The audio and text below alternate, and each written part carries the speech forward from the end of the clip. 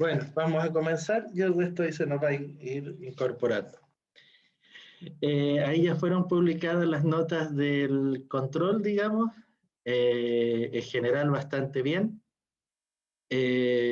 Cualquier duda o corrección, como son preguntas distintas, por eso es que prefiero que lo hagan por email de aquí hasta el viernes, por lo que cada uno de ustedes no necesariamente tiene las mismas preguntas.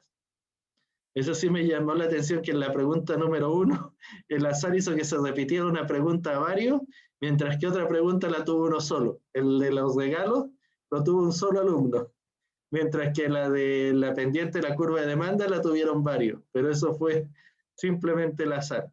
Y la de los supuestos también algunos lo tuvieron, pero como pregunta, digamos, de desarrollo. Pero me dio risa que el azar hizo que la mayoría, que solo una persona le tocara la pregunta de los regalos, mientras que la de la pendiente de la curva de demanda les tocó a varios de ustedes. Pero bueno, así es el azar, cuando uno pone que salgan las preguntas al azar.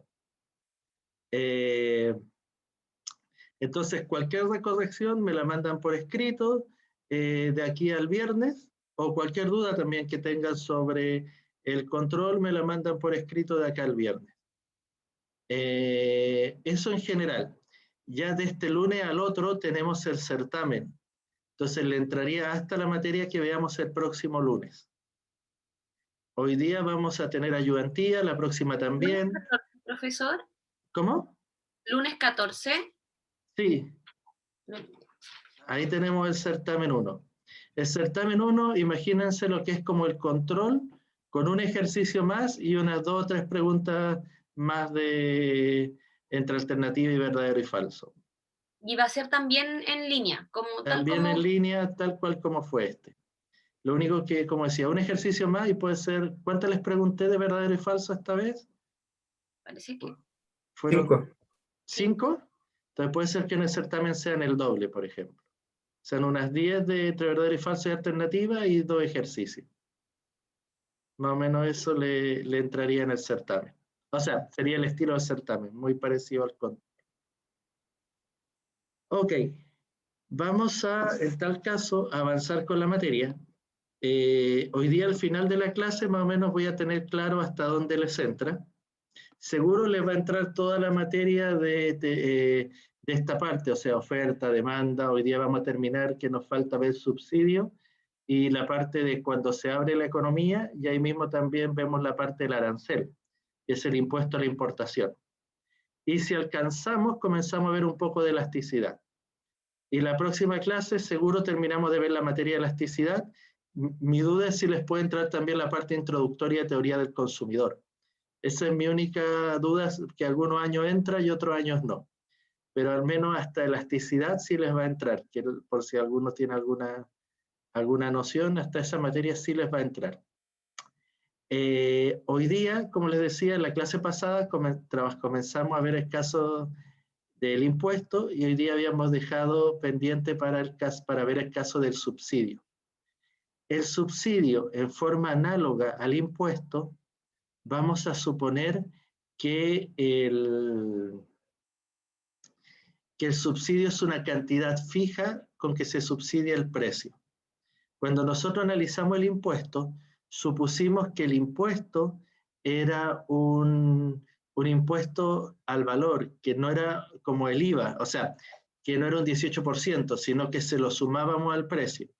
Yo le decía que esto era más bien por facilidad matemática, porque para las conclusiones que se llegan son las mismas. Entonces, por facilidad matemática, se hace este hecho de que el impuesto se le sume en vez de multiplicarlo, porque las conclusiones que hubiéramos llegado hubieran sido exactamente las mismas. Mientras que sumando matemáticamente es más sencillo. Entonces, el subsidio lo vamos a trabajar en forma similar. Nosotros teníamos, cuando veíamos el impuesto, que el precio del demandante dejaba de coincidir con el precio del oferente. Ahora, cuando pasa el subsidio, pasa algo similar. Pero ahora, el precio del demandante, disculpe, el precio que recibe el oferente es igual a lo que paga el demandante más lo que subsidia el gobierno. Entonces, Ahora el precio del oferente es el que está formado, una parte por lo que paga el demandante y otra parte por lo que el gobierno está subsidiando.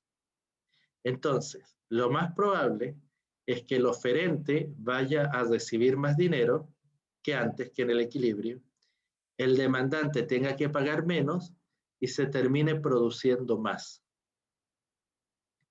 Entonces, para entenderlo mejor y usando esta fórmula, van a hacer un ejercicio que es muy análogo y también les va a servir para refrescar al del impuesto la semana pasada. Lo único que cambia ahora la fórmula en el sentido que el precio del oferente ahora es el demandante más el subsidio. La semana pasada teníamos que el precio del demandante que pagaba era igual al precio del oferente más el impuesto. Entonces, ahora cambia la perspectiva porque lo que está haciendo es subsidiar. Entonces, lo que yo quiero es, vamos a tener una curva de demanda de la forma P igual a Q. A ver, disculpe. P igual a 2000 menos 2Q. Y una curva de oferta que va a ser P igual a Q, simplemente. Entonces, primero, va a ser un ejercicio largo, pero es que después lo vamos a ir usando también para economía abierta y todo. Calcular el precio y cantidad de equilibrio sin subsidio. Y calcular el excedente del consumidor y del productor, entre el consumidor, del productor y total, que es la suma de los dos. Y luego, si se pone un subsidio S igual a 100, calcular el precio que paga el demandante, que eso lo hacen con la fórmula de arriba. En vez de reemplazar en la igualdad, las ecuaciones las reemplazan en la fórmula de arriba. El precio que paga el demandante, el precio que... Uy, un segundito, voy a ver si puse a grabar. Sí, puse a grabar. El precio que recibe el oferente, la cantidad de equilibrio, que es la misma para ambos, el excedente del consumidor y el excedente del productor.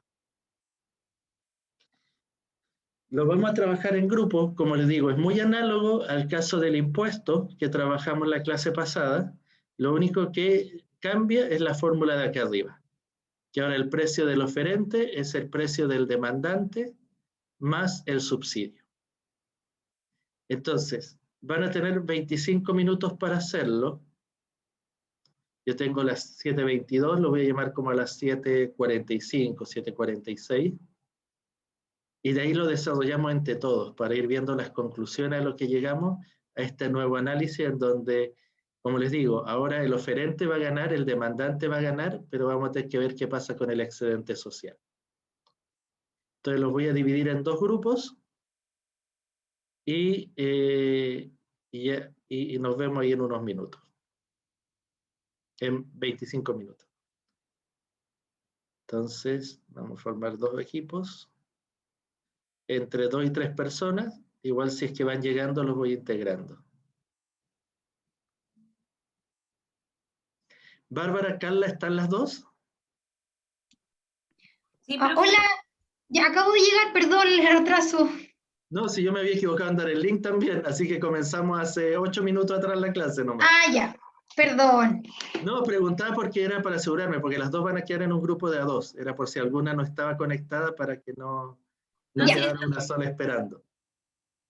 Ahí entonces he abierto la sala y dentro de 25 minutos nos vemos.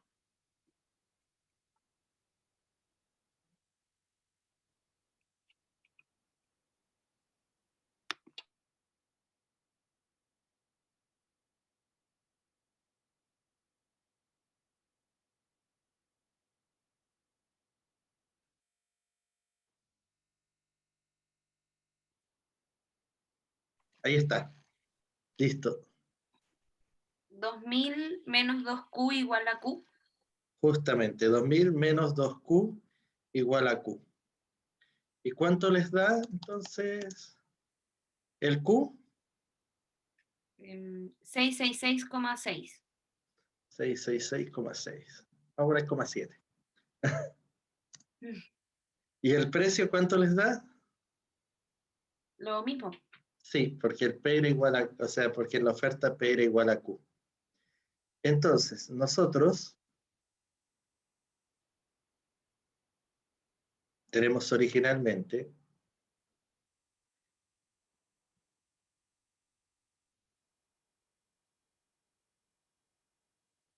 esta curva de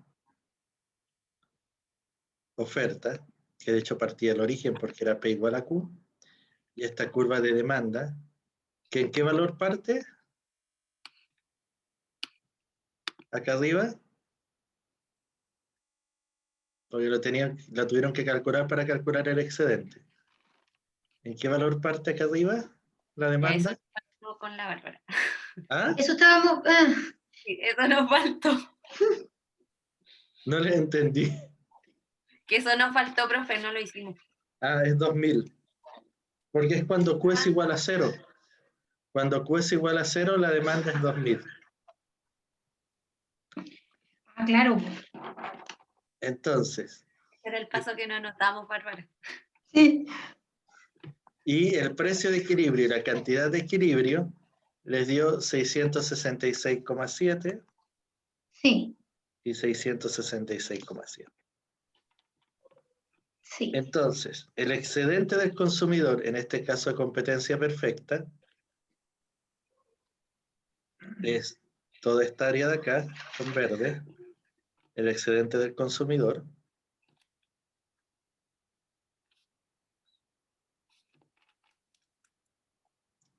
Y el excedente del productor es esta otra área que estoy poniendo con un verde como más oscuro.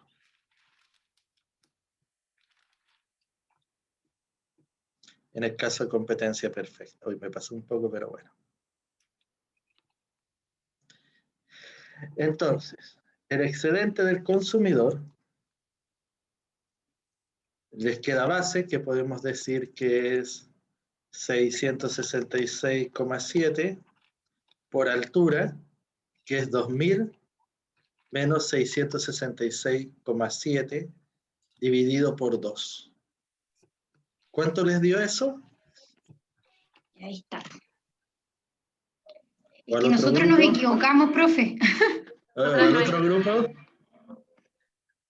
No nos No, discrimine. tampoco hicimos esa profe. ¿Ah? Pero calcúlenlo ahora, pues, para que le demos el resultado. ¿Y cómo no calcularon el excedente? No, porque consideramos, no, el 2000 no lo consideramos, pusimos Tuvimos 667. Tuvimos un error en el primer paso, entonces de ahí está todo lo demás malo. ¿Y el otro grupo? Tampoco llegamos a esta parte, profe. No alcanzamos a calcular el excedente. Pero, Bueno, no voy a preguntar qué hicieron los 25 minutos, pero bueno, ya. pero hagámoslo al tiro, pues, profe. A ver. Ok. Sí, yo no tengo mi calculadora a mano, entonces... O sea, mi celular, que uso calculadora. Estoy anotando. A ver, calmación. 2066.7 por 2000 menos 66.7.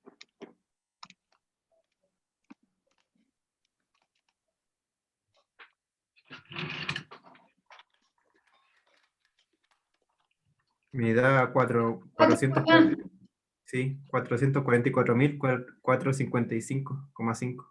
Ya, pues No sé si nosotros nos dio estoy... algo similar, pero no usamos esa fórmula.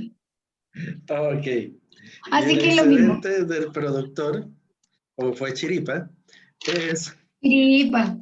la base 666,7 por la altura, que en este caso sí les da Y ahí 666,7. se lo tenemos bueno. Ya. Dividido por 2, ¿cuánto les da? 222.177,8. Ok. Y el total, ahí tienen que sumar los dos. Se suman los dos.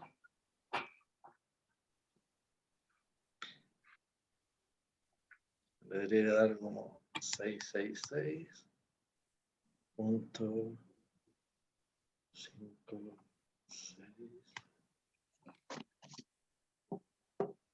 Profe, yo la clase pasada, cuando empezaron la teoría de esto, yo no estaba. Entonces, ¿por qué yo tengo que interpretar que empieza de 2000 mi precio es porque es igual a Q o no? No, el tema es que el excedente es el área del triángulo. Entonces, para tú calcular el área del triángulo, es la base por la altura partido por 2. Y la Ya, altura es este punto de acá arriba, menos de 667. ya, eso lo entiendo. Pero ¿cómo yo... Porque es el intercepto de la demanda. De la demanda. Entonces, ¿cuándo la demanda se intercepta con el eje de los precios? Cuando Q es igual a 0. Cuando Q es igual a 0 acá. Ya, ahí sí. Ya, gracias. Ok. Si pudieran ayudarme a sumar, que estaba sumando y... Ambos son...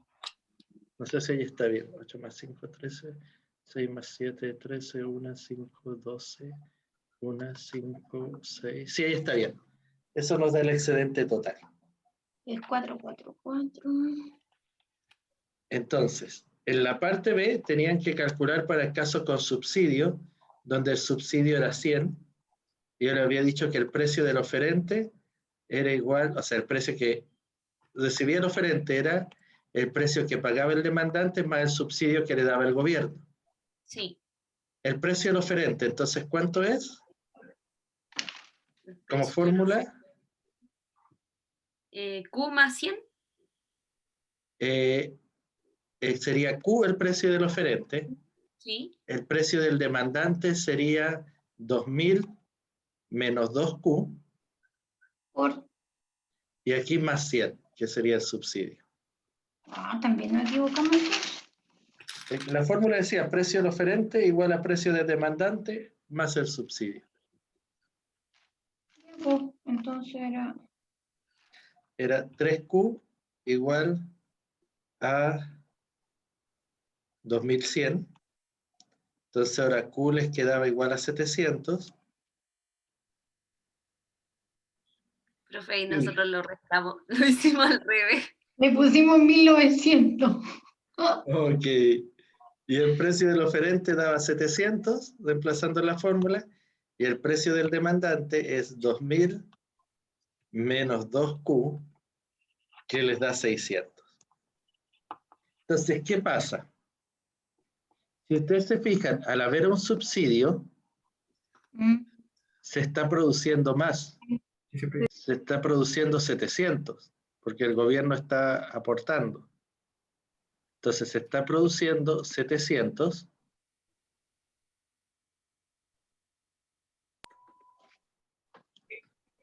Y se está produciendo,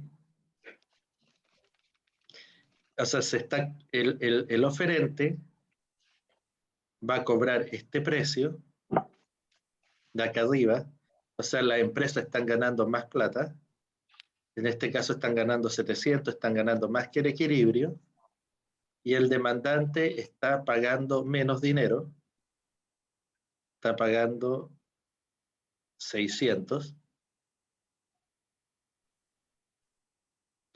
y la diferencia que se da entre los dos es el subsidio que corresponde a 100.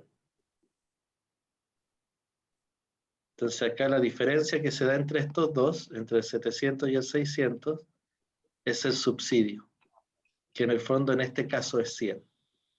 Entonces, lo que nosotros podemos apreciar como primera conclusión, que este es general, no solo para el ejemplo, que si hay un subsidio, se produce más que el equilibrio, el oferente gana un precio mayor y el demandante tiene que pagar un precio menor. Por ende, el oferente y el demandante salen ganando cuando hay un subsidio. De hecho, ahora el excedente del productor va a ser, disculpen, el excedente del consumidor va a ser la misma área que tenían antes, pero sumado todo este pedazo. El excedente del consumidor aumenta.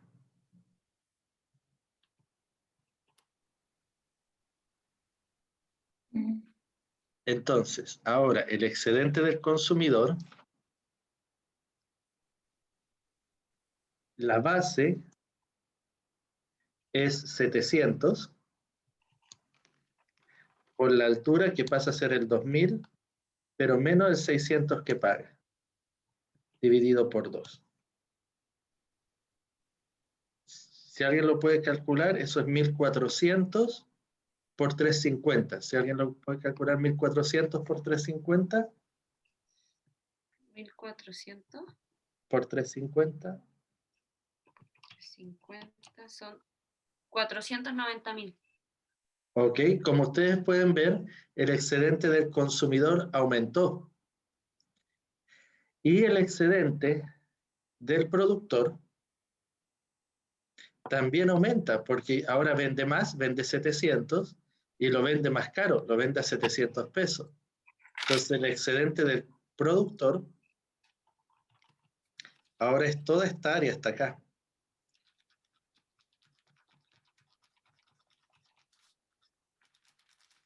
Entonces el excedente del productor también aumenta.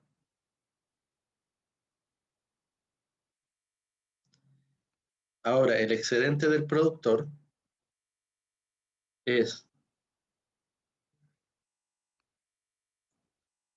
los 700 que vamos a tener como base por la altura, que en este caso pasa a ser 700 también, porque es el precio que cobra, dividido por 2. Entonces, si alguien calcula 700 por 350, da la mitad de lo de arriba, 245.000. Pero acá hay un tercero en discordia. ¿A quién tenemos que introducir en este cuento?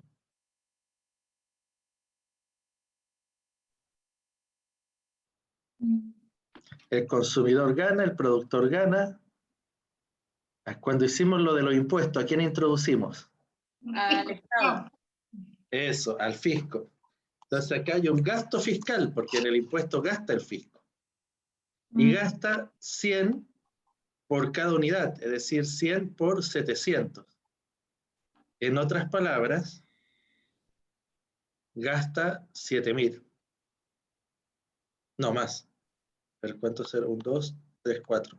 70.000. 70. Entonces, en este caso, el excedente total es 490.000 más 245.000 menos lo que gasta el fisco, que es 70.000. Que esto nos da igual a 420, 665.000, si no me equivoco.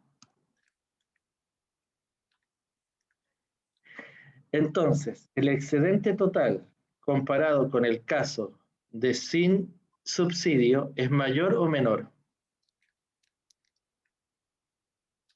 Ese es Mayor. ¿Cuál es Menor. mayor?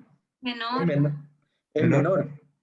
Porque no obstante, el consumidor gana y el productor gana, lo que gasta el fisco supera a lo que ellos están ganando. Entonces, desde una perspectiva de eficiencia, como le hablaba en la clase pasada, se genera también una pérdida irrecuperable de eficiencia.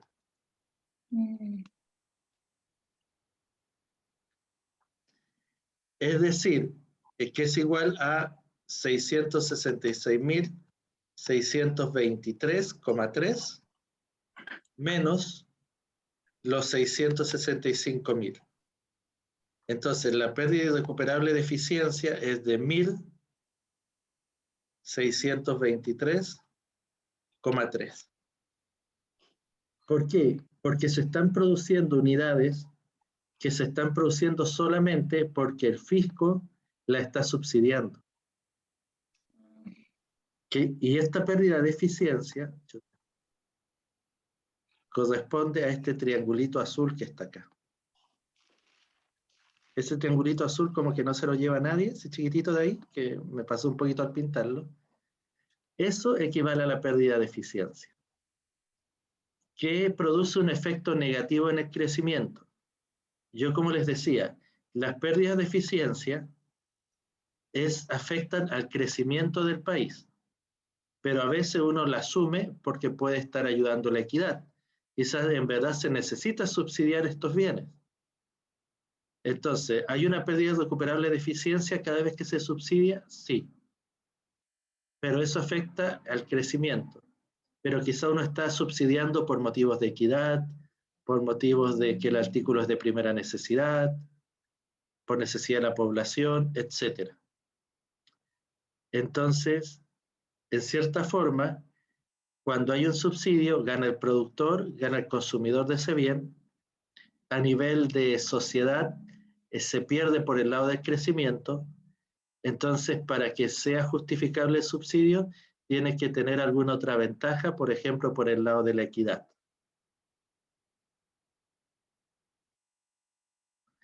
Igual van a hacer otro ejercicio de subsidio completo en la ayudantía.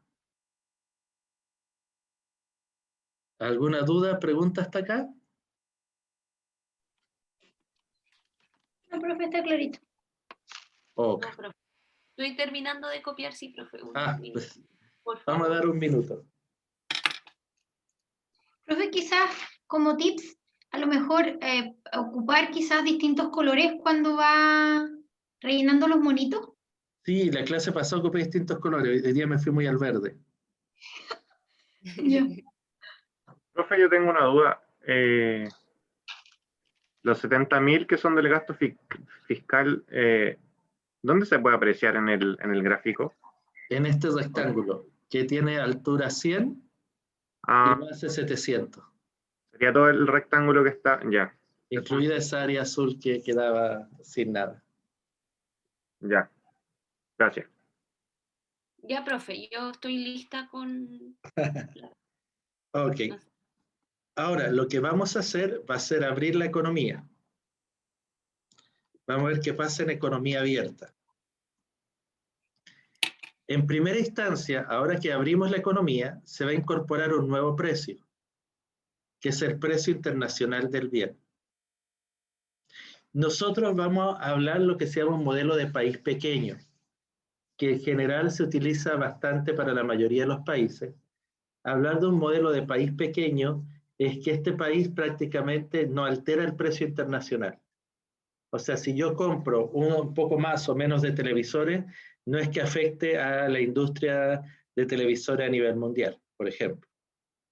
Eso se habla de país pequeño, no necesariamente por el porte del país, sino porque si afecta o no el precio internacional. Entonces, ¿qué ocurre? Si el precio internacional es mayor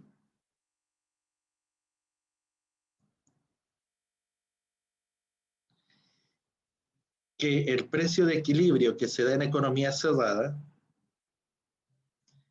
¿qué ustedes creen que van a hacer en el país? ¿Qué va a causar esto? Si el precio que pagan fuera es mejor que el precio que pagan dentro.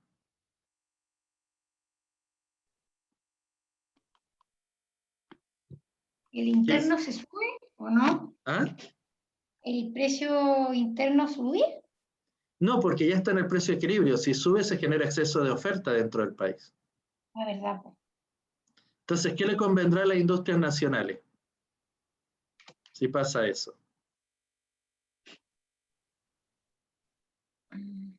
¿Qué hacen las empresas en Chile?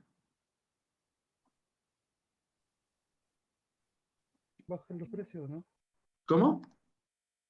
No, o sea, estoy diciendo que en el extranjero se vende mejor mi producto que en Chile. ¿Qué harían ustedes? Exportar más. Exportamos, justamente. Si el precio internacional es mayor que el precio que puedo venderlo en Chile, yo exporto. Mientras que si el precio internacional es menor que el precio que se vende en Chile, que se hubiera vendido en Chile, lo que se va a comenzar es a importar. Entonces, yo exporto porque el precio que le puedo sacar en el extranjero es más barato que el precio que puedo sacar en Chile. Yo importo si el precio de producirlo acá localmente es más caro que el precio de importarlo. Por ejemplo, lo que pasó con los zapatos guantes. El precio a los que lo podían vender era más caro que el precio que sacaban importando los zapatos. Entonces, ¿qué dejaron de producir nacionalmente y comenzaron a importar? Entonces, si el precio internacional es más bajo, lo que yo comienzo es a importar. Y si el precio internacional es más alto, lo que yo comienzo es a exportar.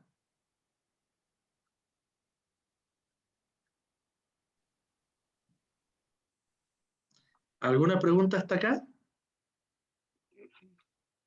No. Ok. Entonces, nosotros nos vamos a centrar en ver el modelo de importación. Cómo esto yo lo grafico en mi modelo. ¿Qué es lo que pasa?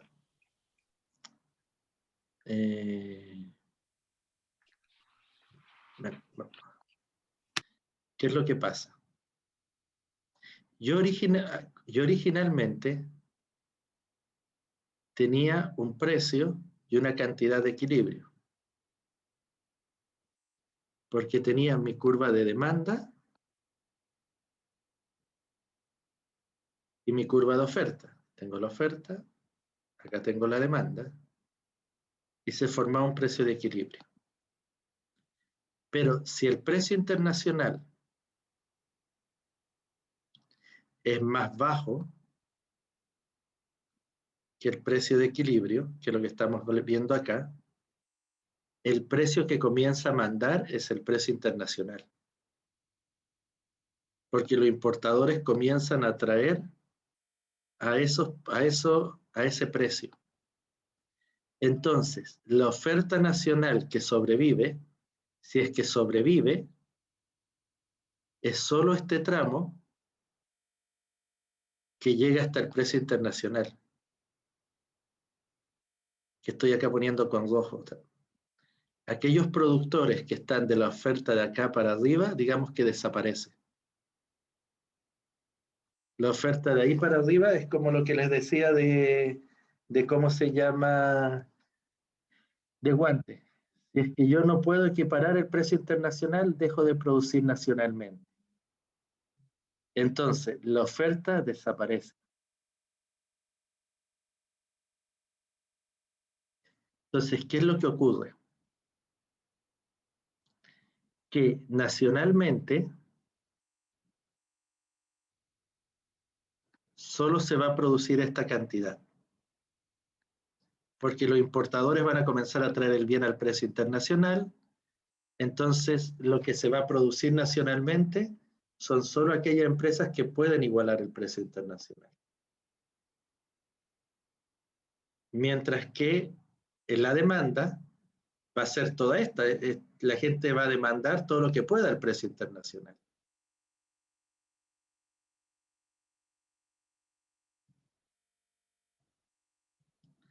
Entonces, va a darse este precio internacional. O sea, disculpen, esta va a ser la cantidad que la gente va a demandar, porque la gente va a comenzar a demandar producto nacional y si no, lo completa con producto importado. Y por lo tanto, por ejemplo, supongamos que la gente demanda 30.000 y nacionalmente se producen 5.000. Entonces quiere decir que la diferencia entre los dos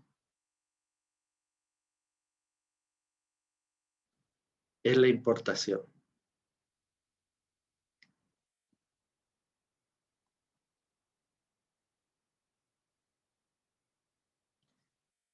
Supongamos, por ejemplo,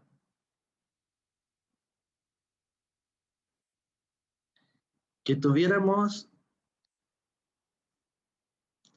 la misma curva de demanda de delante. que era precio igual a 2000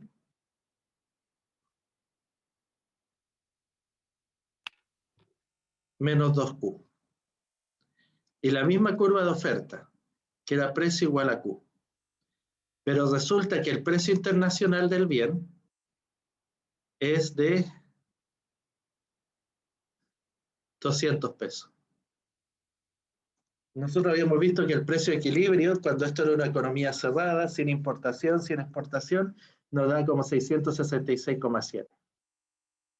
Entonces, a ese precio, si en el extranjero se produce a 200, lo que van a hacer las importadoras van a comenzar a importar este bien. Entonces, ¿qué pasa? ¿Cómo calculo la cantidad demandada? Digo, las importadoras lo van a importar a un precio de 200. Entonces, ¿cuánto va a demandar la gente?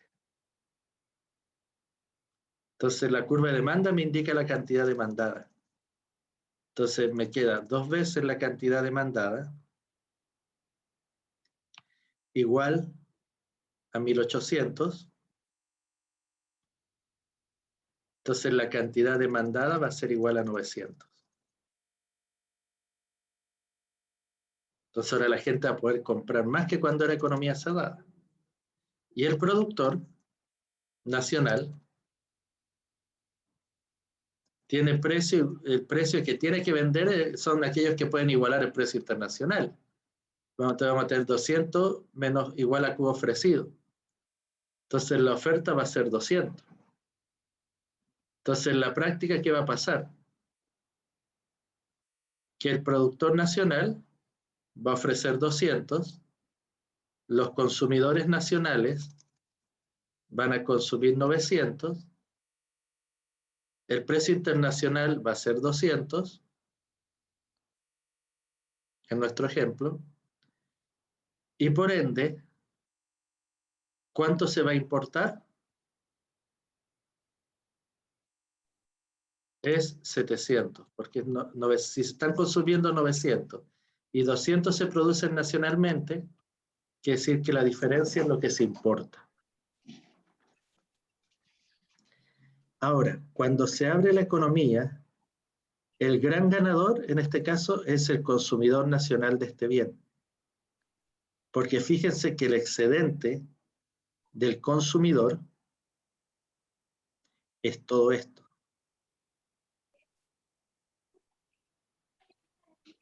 Porque el consumidor está consumiendo 900 unidades a 200 pesos. Entonces el excedente del consumidor crece mucho. O sea, nosotros, como alguien decía una vez un alumno, si es que no fuera por los bienes importados, hay muchas cosas que no podríamos comprar. Piensen cuánto de lo que ustedes tienen en casa es importado. Porque producirlo nacionalmente saldría muy caro. El que se ve perjudicado es el productor nacional, que ahora solo sobrevive aquel que puede igualar los precios internacionales. Así que su excedente es este. Entonces, si yo calculo ahora el excedente del consumidor, es 900 la base, por la altura, como estamos usando el mismo ejemplo, sigue siendo 2000 arriba, pero 2000 menos 200, todo esto dividido por 2. Lo que nos da igual a, si alguien puede calcular, es 900 por 900.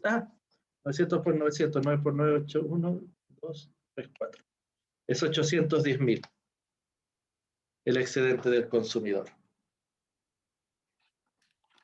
Mientras que el excedente del productor es 200, que es la altura, porque acá el intercepto era 0, lo que pasa es que este lo hice para un caso general, en donde puede ser el intercepto distinto el gráfico. 200 por 200, que es lo que se produce, dividido por 2. En otras palabras, da 2, 3, 4, da 20.000. Entonces, Cuando se abre la economía y hay importación, el que gana, y vamos a ver el excedente total, el que gana es el consumidor nacional, pero el que pierde es el productor nacional. Entonces, por eso cuando uno hace tratados de libre comercio y todo eso, tiene que saber que el productor nacional va a ser perjudicado, pero posiblemente el consumidor nacional se va a ver beneficiado, porque va a poder optar a productos que antes no podía optar. ¿Alguna pregunta hasta acá?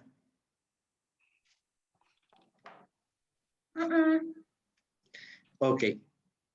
Entonces, ¿cómo reacciona qué medida puede tomar el gobierno para proteger al productor nacional?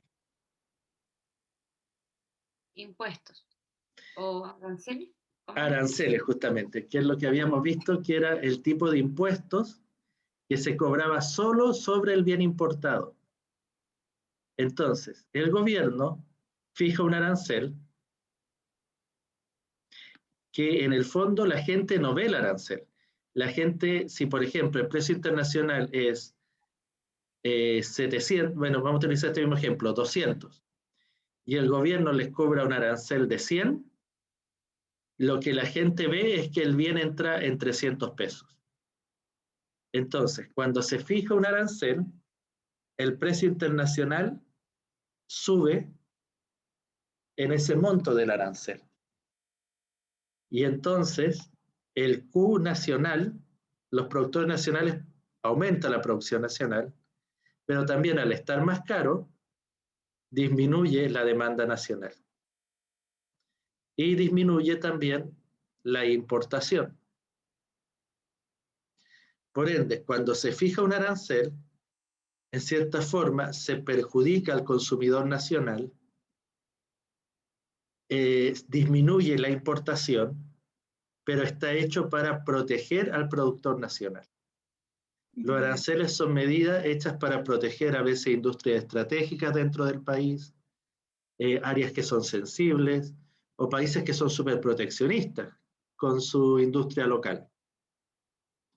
Entonces, generalmente, cuando hay tratados de libre comercio, lo que se hace es que estos bienes sensibles no se baja automáticamente el arancel a cero. Se les trata de proteger por unos 10, 15 años, pero luego a la larga hay que bajarlo a cero. Entonces se da un tiempo para que estos bienes que estaban protegidos haya una orientación hacia otras áreas, porque se sabe que, disculpen, que en 10, 15 años más van a dejar de estar protegidos y no van a poder competir contra el productor extranjero. Entonces, el arancel es un impuesto a la exportación, a la importación, disculpe, no al bien local. Entonces, si ahora agregamos un arancel, les decía, por ejemplo, de 100, entonces el precio que percibe la gente es el precio internacional más el arancel, es decir, 300. Entonces, ahora el demandante lo que ve es que le están cobrando 300, ya no 200. Entonces 300 va a ser igual a 2000 menos 2Q demandado. Entonces de ahí vamos a sacar que 2 veces la demanda de Q ahora va a ser 1700. Entonces la gente va a comprar 850, si no me equivoco, sí. Va a tener una demanda de 850. Entonces la demanda baja, pero porque ahora ellos perciben el precio internacional más caro, pero es porque el gobierno puso el arancel.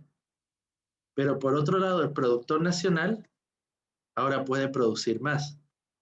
Puede producir, en este caso, un Q igual a 300. Entonces aumenta la producción nacional. Ahora la producción nacional es 300, pero la demanda nacional disminuye a 8.50. Y también va a disminuir la importación, porque ahora la importación es 8.50 menos 300, es decir, la importación también perjudica a los importadores, porque ahora solo se está a importar 550. Entonces, el arancel está hecho netamente con el fin de proteger a la industria local. Ahora, ¿qué va a pasar con los excedentes? El excedente del consumidor ahora va a disminuir. Va a ser desde este precio para arriba.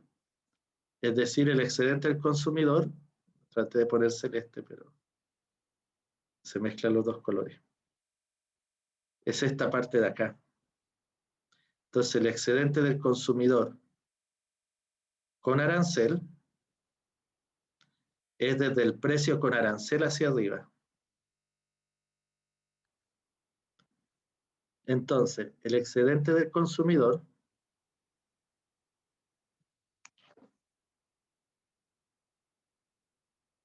va a ser el 2000 igual que antes. Bueno, ahora está comprando 8.50 por 2000 menos que ahora está pagando el precio de 300 dividido por 2. Esto sería 1.700. ¿Alguien puede calcular 8.50 por 8.50?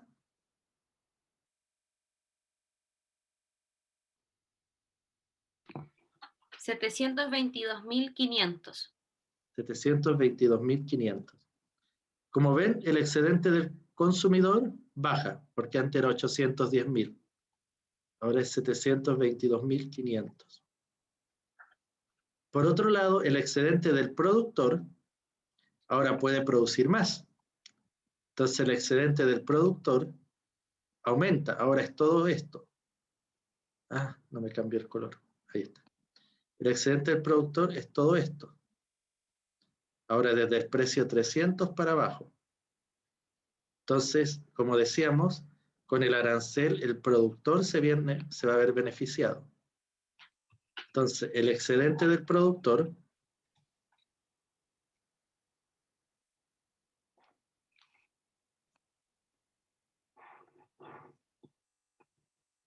va a ser 300 por 300 dividido por 2, lo que da 90.000 dividido por 2, es decir, 45.000. Es decir, que vemos que el excedente del productor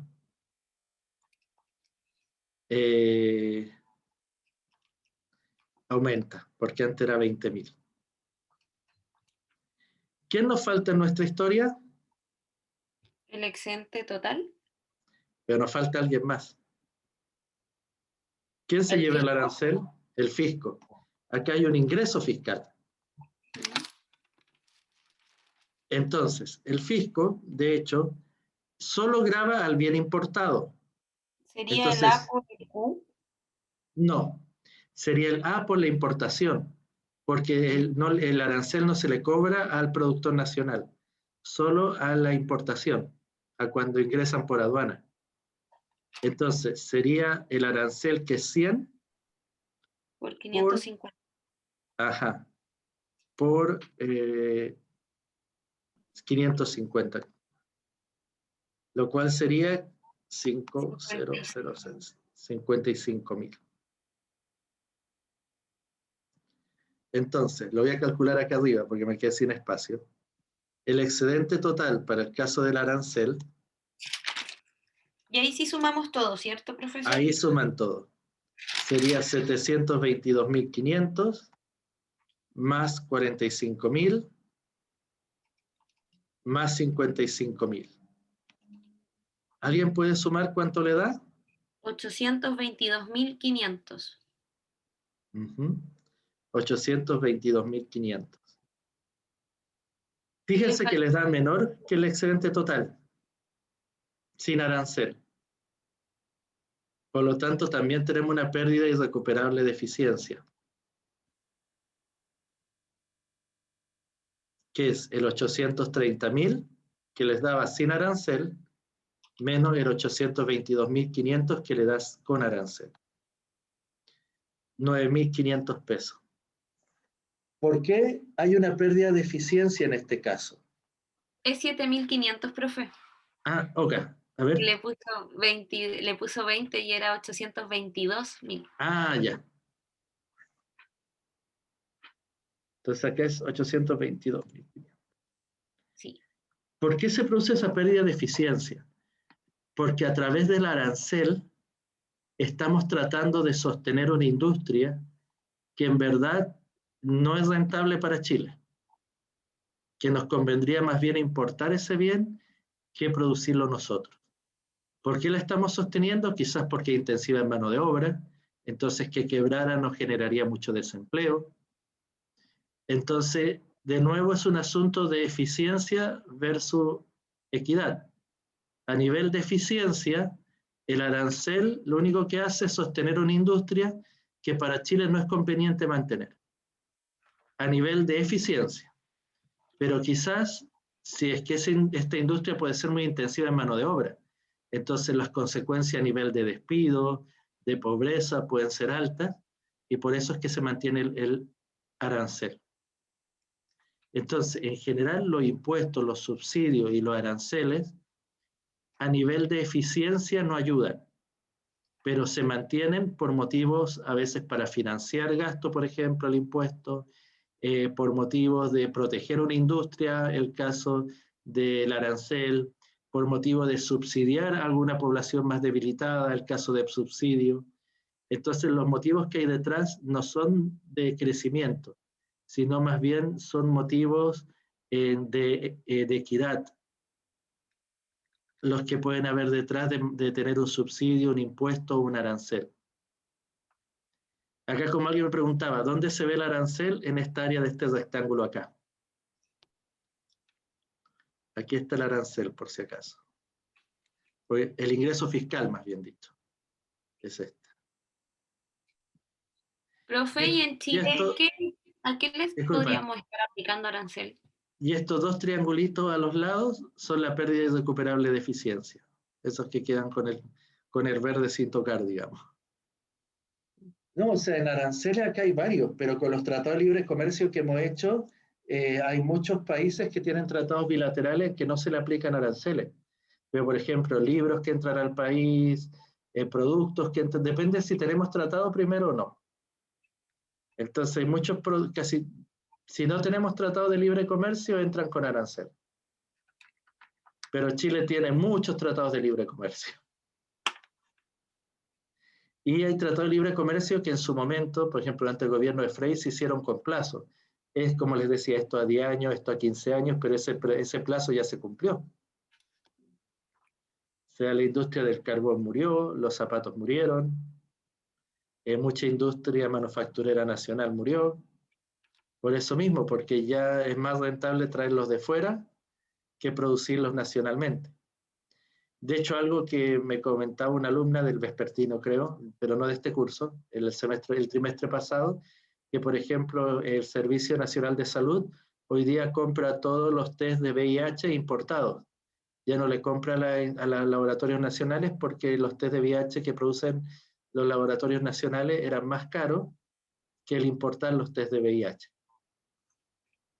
Entonces, lo cual cuando habla de salud que tiene un presupuesto limitado se justifica, o sea, porque si nacionalmente es más caro comprarlo, pero con eso quebraron todas aquellas que se dedicaban a hacer el test en Chile, digamos, o producir el test para que lo aplicaran. Entonces, hay que ver que la industria nacional sea competitiva, porque sostenerla a través de aranceles para un país chico como Chile es difícil. Un país como Brasil, que es grande, puede pelear todavía más aranceles, porque tiene un mercado local muy grande. Pero un país chico como Chile es medio difícil sostener los aranceles, porque los tratados de libre comercio también nos sirven para que nuestros productos salgan. aquellos productos que podemos vender mejor en el exterior, como la fruta, el vino, etc. ¿Alguna pregunta hasta acá? Igual en la ayudantía van a repasar todo lo que es de nuevo impuesto, subsidio y arancel. Van a ver ejercicios de eso para cualquier duda que haya quedado. Y el próximo lunes vemos la materia de elasticidad y hasta ahí le entraría en la prueba. Para la materia de elasticidad, sí les voy a subir unas diapositivas al aula, por si acaso. ¿Dudas, consultas? Profe, tengo una duda, pero no de la clase, sino que del formato de prueba. Ah, Eso es posible, en el fondo, en la medida que se pueda, algún formato tipo como para tener una guía. Algunos otros ramos lo han hecho, nos han ayudado. no, o sea, lo que pasa, bueno, los ejercicios los va a proponer el ayudante y yo los ¿Ya? voy a supervisar. Entonces, los ejercicios van a ser del estilo de ayudantía. Y la prueba les Perfecto. contaba al inicio que va a ser del estilo de la prueba del control. Lo único que en vez de tener 5 preguntas de alternativa van a tener 10. Y en vez de tener Ya, un perfecto. ejercicio van a tener 2. Pero los ejercicios los propone el ayudante y yo a veces los cambio un poco. Pero en general mantienen la tónica de ayudantía. Entonces la guía de ayudantía les ayuda para los ejercicios. Ya, profe. Profe, ¿y le puedo hacer una pregunta? ¿Le puedo enviar un mail? Disculpe que lo interrumpa a los demás. ¿Le puedo enviar un correo? Lo que pasa es que yo tengo un problema con el aula y pude ingresar como 2 semanas después de la clase. Ok, mándame un correo con la duda. Ya, te lo agradezco. Ok. Muy Bueno, amable. yo tengo que son 25 para las 9. ¿Les parece que se haga break hasta 10 para las 9 y 10 para las 9 tienen la ayudantía? Por mi lado, ok, profe. Sí, profe, no hay problema. Ok, el link de la ayudantía sí estaba correcto. El de la clase es el que me había equivocado, porque le había mandado el de la clase de pregrado que hice en la tarde, por error. Entonces, el link que le está en el mensaje original de la ayudantía, ese sí está correcto. Bueno, que les vaya bien. Cualquier duda me escriben y nos vemos el próximo lunes. Gracias, profe. Chao. Chao, profe. Chao, chao, que estén muy bien.